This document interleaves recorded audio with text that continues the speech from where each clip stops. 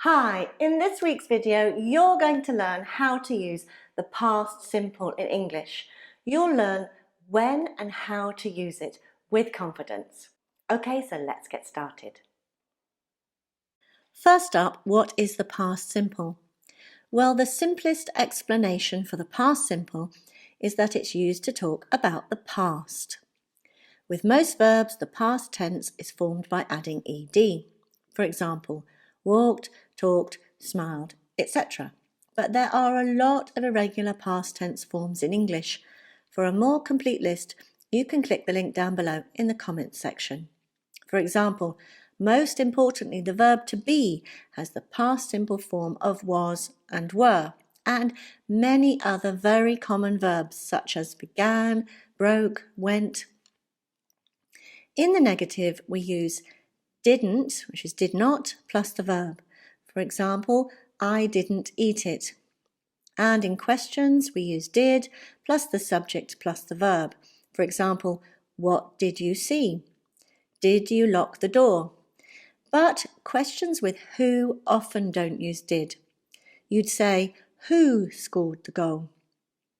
So when do we use the past simple? Most importantly, we use the past simple for completed actions in the past. For example, we saw a film on Friday.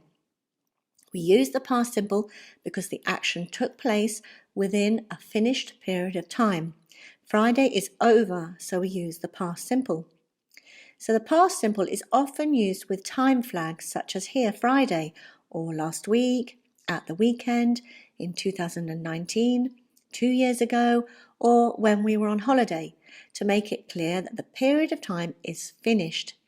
The past simple fixes the action in the past.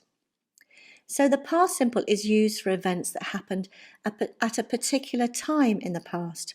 For example, the bus arrived at 10 o'clock. Or within a period of time in the past. For example, she was at school between 10 a.m. and 3 p.m., but she's not there now. Or, for example, I spent all morning cooking. It's the afternoon now, so this morning is in the past. Imagine this on a timeline. Here we have 9 a.m. and this is midday and this is now, say 4 p.m. Here is the time we spent cooking. The time stated is the morning, and that is over. We are now in the afternoon. Or, I started my essay last week. Last week is definitely in the past. Or, I lost my phone in Paris. Here it's not the time flag that fixes the action in the past, but the place. However, sometimes this complete period of time is only implied. For instance, Shakespeare wrote over 30 plays.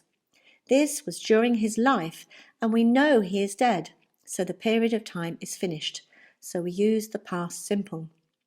And sometimes the finished period of time is not only implied but entirely subjective. For example, I saw Megan in the office today. Today, by definition, is not over, but the speaker thinks of today, perhaps the working day, as over, so has used the past simple. We also use the past simple with ago. So, for example, my package arrived half an hour ago.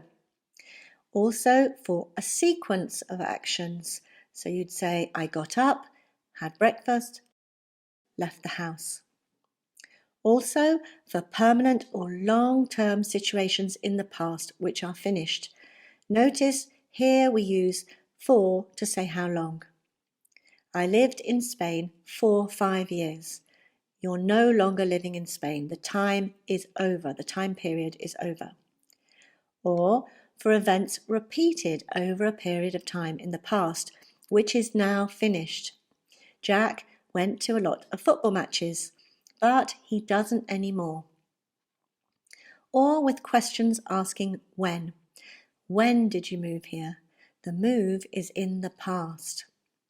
Or when we talk about past events which are not connected to the present.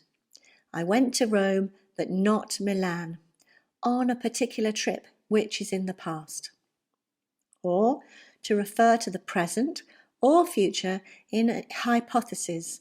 So it might be dangerous. Suppose they got lost. Or this is very common in wishes. So I wish it wasn't so cold. This is referring to the present.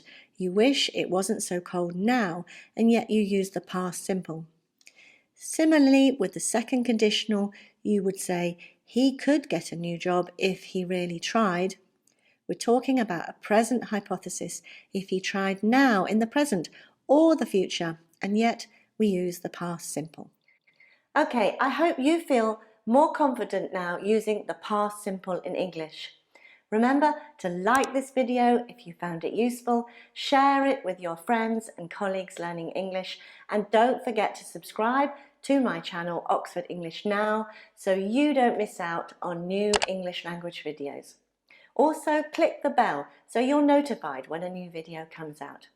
Okay, so that's it for today. Thank you for watching and see you very soon. Bye-bye.